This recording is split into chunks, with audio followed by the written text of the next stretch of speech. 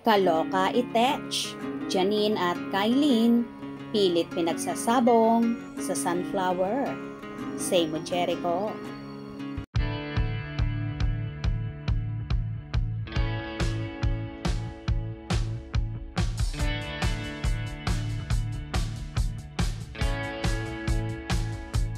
Pinag-uusapan sa isang portal ang term of endearment ni Jericho Rosales sa napapabalitang bago niyang inspirasyon na si Janine Gutierrez na co-star niya sa seryeng Lavender Fields. Sunflower kasi ang tawag niya sa kapamilya actress. Humirit naman ang ilang kafanehan ni Kylene Alcantara dahil ang nasabing bansag daw ay unang na-associate sa Shining Inheritance actress at sa mga fan nito. Pagtatanggol naman ng ilan, wala raw namang kay ang actress at mga kafanehan nito na ipatigil ang paggamit ng nabanggit na tag kay Echo sa babaeng nililiyag nito. Ito ang ilan sa kanilang mga komento. Naku, nag-react ang fans ni Kylene. Ang OA naman. Bakit? Patented ba ang sunflower kay Kylene at sa fans niya? Anong paki nila kung si Nini ang nagpapasaya kay Echo?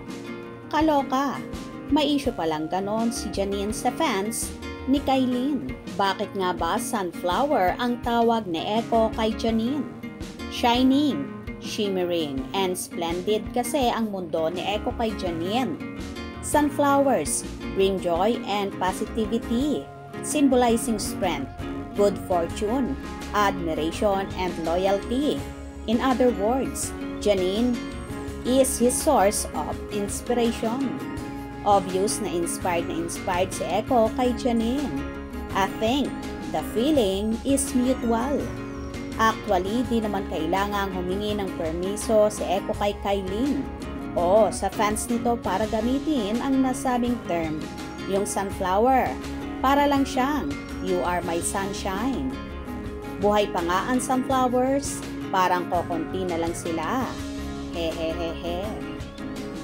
Kaloka na nga ang mga fanay ni Kylene Alcantara at tila nagpo-protesta dahil lang sa endearment ni Echo kay Janine. Para bang big deal ito sa mga fans ng actress. Wala naman sigurong masama kung gamitin nyo ng aktor para sa kanyang iniirog at ang sunflower naman ay kahit sino pwedeng gumamit. Huwag na kasing gawing big issues ang sunflower na yan dahil ang importante napapasaya ni Echo si Nini sa pamamagitan ng tawag niya sa dalaga na sunflower. Gets nyo ba? Kung nagustuhan nyo ang video na ito, comment down below.